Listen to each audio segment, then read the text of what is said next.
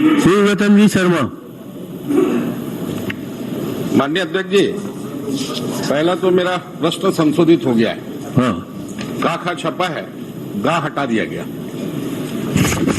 तो आप ग पर ही प्रश्न पूछेंगे? नहीं, मैं प्रश्न तो जो है उत्तर आया उसे पूछूंगा। दूसरा, माननीय, मैंने पूरे प्रदेश की जानकारी मांगी थी अपने प्रश्न के उत्तर में, और जो मुझे आज संशोधित उत्तर मिला है उसमें 5 जिले नए छोड़ दिए गए। कुल 28 जिले का उत्तर है। आपकी सरकार ने 5 नए जिले बनाए हैं। क्या वहां संविदा अनियमित कर्मचारी नहीं है क्या? ये जानकारी दे देंगे। माननीय अध्यक्ष जी, माननीय मंत्री जी ने अपने उत्तर में स्वीकार किया है लगभग 17,211 कर्मचारी अनियमित नियमित संविदा में काम कर रहे हैं। एक तो सारे कर्मचारियों की संख्या संयुक्त बता दी गई, मैंने पूछा था अलग अलग। चलिए, इतना भी ठीक है। उसके बाद मैं आपसे पूछना चाहता हूं, मैंने अपने प्रश्न, क्या जन घोषणा पत्र में ऐसे कर्मचारी अधिकारियों को नियमित करने की घोषणा थी? आपने कहा है जी हां। और मैंने पूछा कितने नियमितता दी? प्रश्न पूछिए ना उसमें महाराज। आप ये बता दीजिए, इन कर्मचारियों को कब तक नियमित कर देंगे या नहीं करेंगे? ये चलिए महाराज जी बस। माननीय मंत्री जी, जी हाँ और निरंक के बारे में जवाब दे दीजिए। माननीय अध्यक्ष महोदय, प्रदेश में संशोधित प्रपत्र में जो जानकारी दी गई है वो 17,629 कर्मचारियों की, जी, जो दैनिक वेतन भोगी हैं, अनियमित हैं, कलेक्टर दर पर हैं, संविदा पर हैं, और अलग अलग JDS, DMF, NHM, CJMSC, CG, SACS, SNA, CFD 2 column छूट गए थे, उनको जोड़ के संशोधित जानकारी दी गई है। नए जिलों की जो जानकारी है वो पुराने जिलों में समाहित है। माननीय सदस्य उस जानकारी को चाह रहे हैं, मैं उसको निकाल के उनको उपलब्ध करके दे दीजिएगा उनको। अंदर ही है। जहां तक घोषणा पत्र का सवाल है, इसमें ये प्रावधान हमने रखा था, और विभाग की तरफ से भी आप लोग सबकी भी जानकारी में होगा कि अनेकों सभी विभागों से ये जानकारी शासन स्तर पे मंगाई जा रही है कि कितने कर्मचारी किस श्रेणी के किन विभागों में काम कर रहे हैं। तो स्वाभाविक है कि विभाग की तरफ से भी जो मांग गई है कि इनको हम नियमित करना चाहते हैं, तो वित्तीय प्रावधान और वित्तीय प्रबंधन होने के बाद में शासन इस पे विचार कर रही है, उस पे निर्णय होगा। धन्यवाद। माननीय अध्यक्ष जी, वो तो गया क्या? नहीं, माननीय मंत्री जी बोल रहे हैं जानकारी मंगाई जा रही है। अब ये जानकारी तो आपने मुझे उपलब्ध करा दी है। इतने अनियमित नियमित संविदा हैं, 17,600 कुछ आपने बताया। आप बोल रहे हैं वित्तीय संसाधन, आखिरी बजट आपकी सरकार पेश करने वाली है।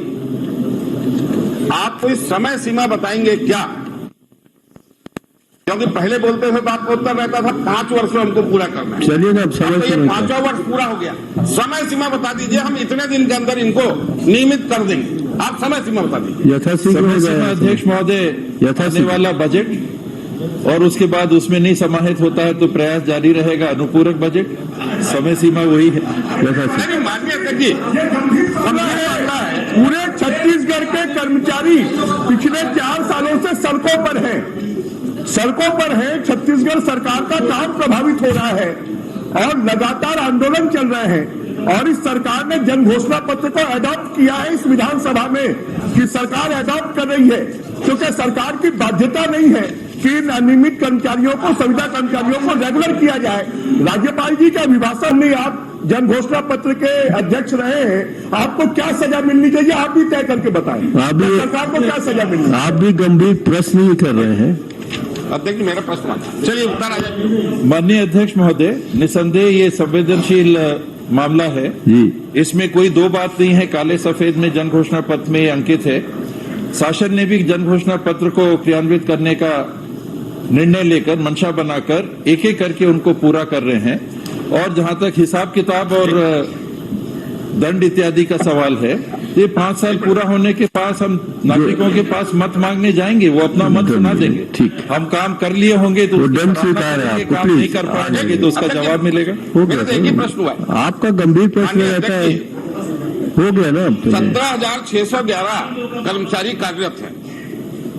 अनियमित संविदा दैनिक वेतन भोगी कर्मियों को रिक्त पदों में नियमितीकरण की कार्रवाई की जाएगी और किसी की भी छटनी नहीं की जाएगी। ठीक है। ये जन घोषणा पत्र में है और क्योंकि जन घोषणा पत्र 2019 के राज्य शर्मा जी अपना झोल चुका है। शर्मा जी अपना जन घोषणा पत्र भी तो पढ़ के देखिए, भाजपा की जन घोषणा पत्र भी पढ़ देखिए। कितने दैनिक आपके प्रधानमंत्री ने क्या कहा था अपने जन घोषणा में? आपने तीन ही लोगों का चल रहा है, 3 लोगों का ही चल रहा है।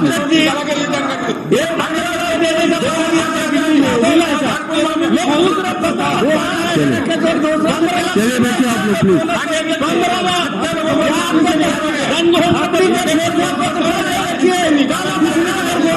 आपने कह दिया ना, विजय अग्रवाल जी ने कह दिया। चलिए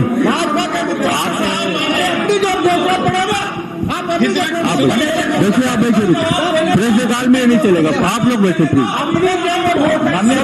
please Brihaspati ji please please. आपने गंभीरता को बता दिया, गंभीर बता दिया, वही गंभीर बता रहे, वही गंभीर आप बता रहे। दूसरा पूछूंगा। नहीं पर अध्यक्ष महोदय अनावश्यक सभा को बाधित करते हैं और जो सामान्य सदस्य उसको बाधित करके रोकते हैं। 17,000 परिवार संरक्षण चाहिए जो बाकी लोग बरस लगा। प्लीज प्लीज आप खड़े में किस से तो पूछ रहे? ये खाली अध्यक्ष महोदय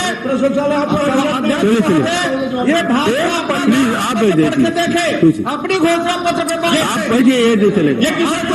माननीय मंत्री जी आप जवाब दीजिए। वो तो आपकी बात ही नहीं मानते।